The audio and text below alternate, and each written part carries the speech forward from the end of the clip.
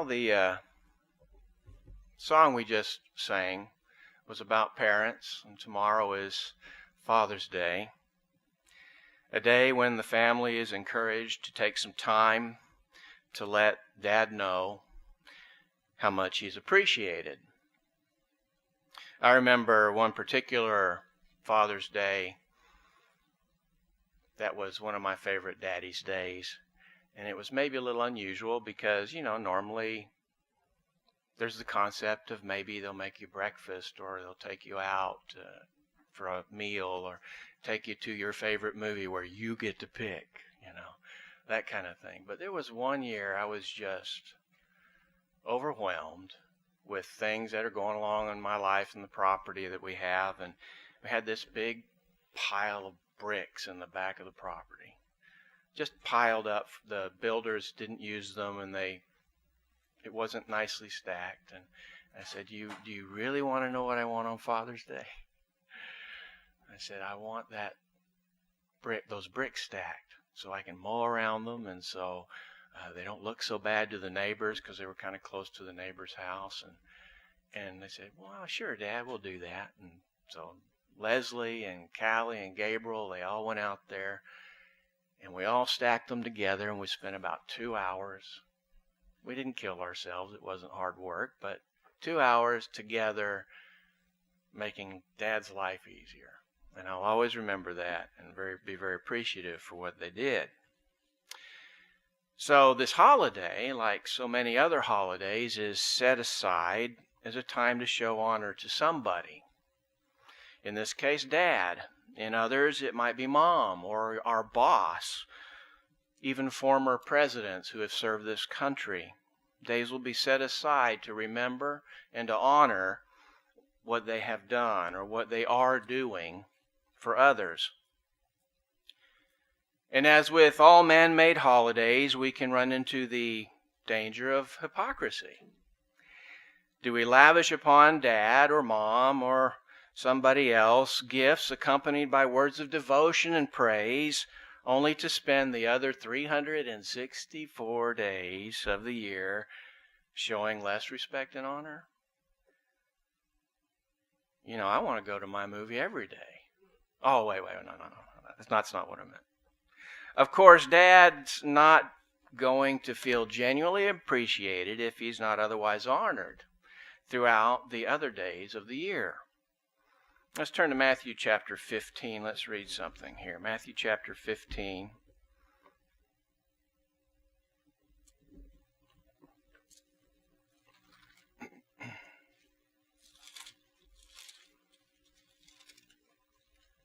We'll start in verse 1. Then the scribes and Pharisees who were from Jerusalem came to Jesus, saying, "Why do your disciples transgress the tradition of the elders? For they do not wash their hands when they eat bread." He answered and said to them, "Why do you also transgress the commandment of God because of your tradition? For God commanded, saying, 'Honor your father and your mother,' and he who curses father or mother, let him be put to death." A really strong punishment. "But you say, whoever says to his father or mother, 'Whatever profit you might have received from me is a gift to God,' then he need not honor his father or mother. Thus you have made the commandment of God of no effect by your tradition. Hypocrites! Well did Isaiah prophesy about you, saying," and this is paraphrasing, he was paraphrasing from Isaiah 29, verse 8, Matthew 15, verse 8, "These people draw near to me with their mouth and honor me with their lips, but their heart is far from me, and in vain they worship me, teaching as doctrines the commandments of men." So we could even set aside time to honor somebody when we don't really honor them in life, just as an example. So we might gather from these scriptures and others that to show honor is not only a day set aside, but an ongoing behavior. Christ goes on to explain in the book of Luke the extent of devotion we should have toward God by comparing it to love toward our families. We go to Luke chapter 14. Luke chapter 14, verse 26. If anyone comes to me and does not hate his father and mother, wife and children, brothers and sisters, yes, and his own life also, he cannot be my disciple. Well, that word hate is a very strong word. Does it really mean hate? Does God want you to hate anybody? Well, we can look in Matthew chapter 10 real quickly. Matthew chapter 10.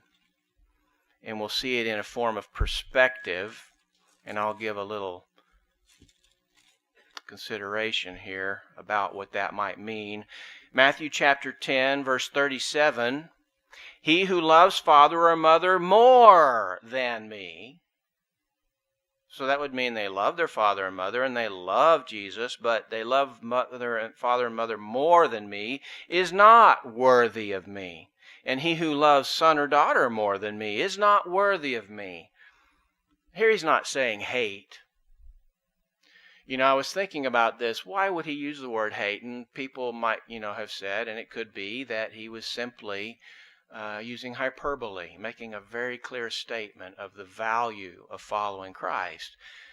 But have you ever chosen between two people or two families or a group of people? You could say taken aside. What has the other group thought of you? What do they think you do towards them? They think you hate them. So there is that response that often happens when we do make a decision that we have to do something that we can feel hated or be hated. Or I should say they think we hate them when really it's a matter of what our devotion is. How do we put Christ first in our life? How do we put our Father in heaven first? To put it more simply, how do you and I put God first? What does it mean to put God first? Is God first in priority with lesser and lesser attention to other lesser priorities? God's number one. This area in your life is number 2. This area in your life is number 3. And this is 4. You might have heard, God first, family, job, your recreation, priorities, right? Is God first and all others second? God's number 1. Spouse and children number 2. Boss is number 2.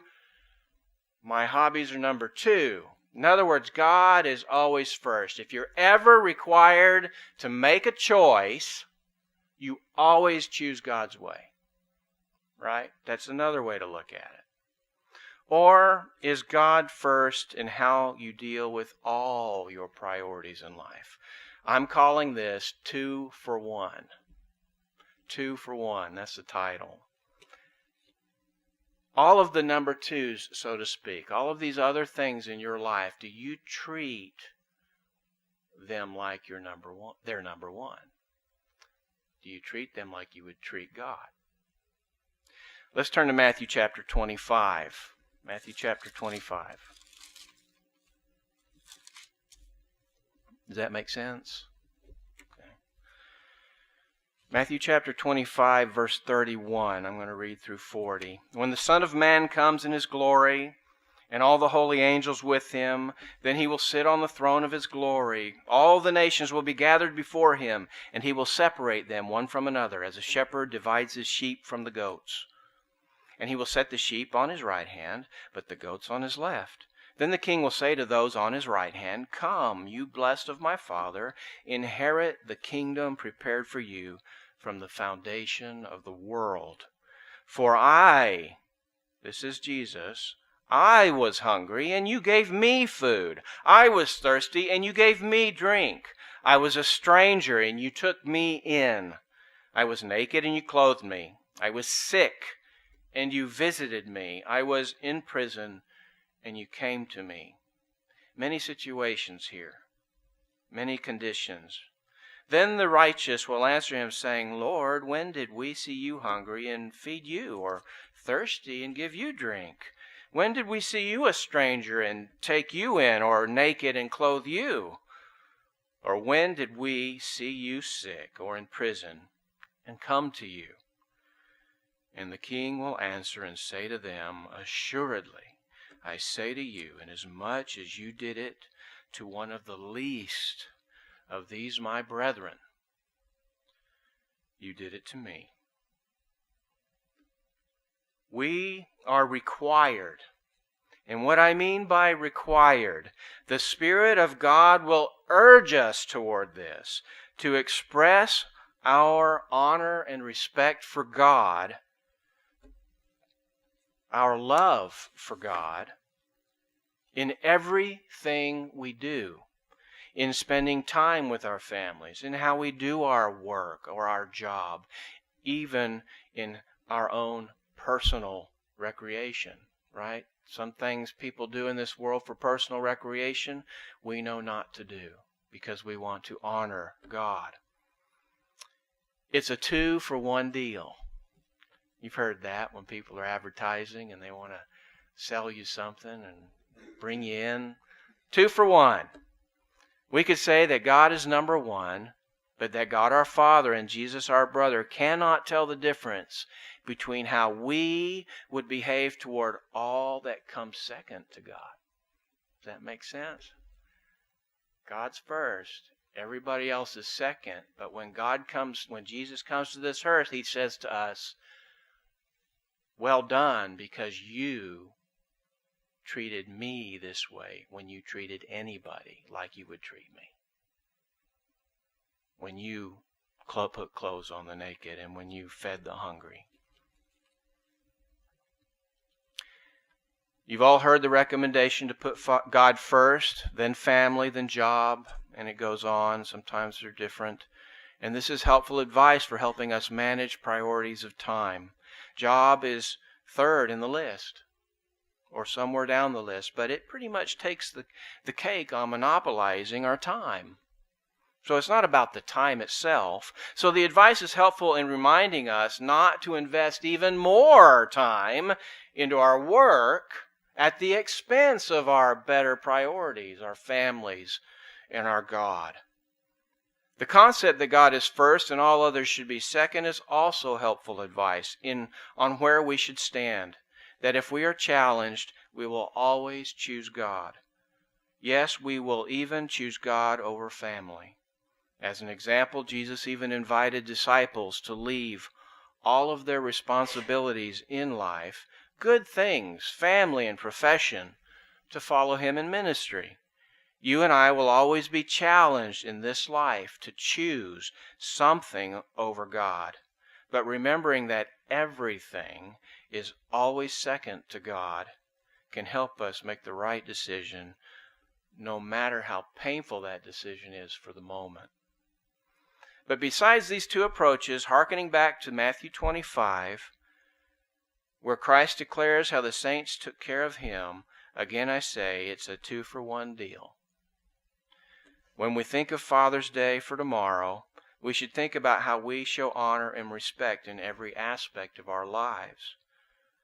There's a song by Chris Rice that's called Face of Christ, and it's a kind of about that section of Scripture, and it talks about how He's interacting with a person He's visiting in prison, and they're struggling, and they're kind of given up, or there's this guy living on the street, and he spends an evening sleeps with him, gets his own sleeping bag and spends the evening with him on the street, and he says,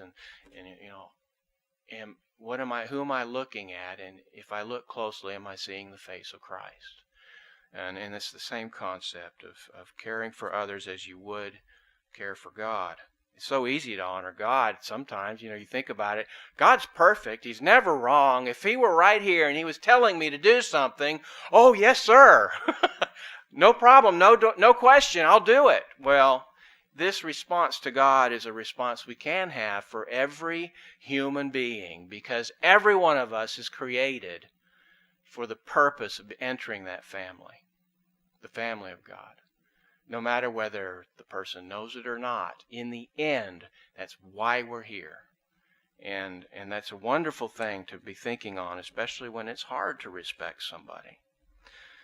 Honor your father and mother. Honor the gray head. Honor your boss. Honor the stranger. Honor the king. Honor all people as you would show honor to God. 2 for 1 is a great deal. Don't miss out on this great deal.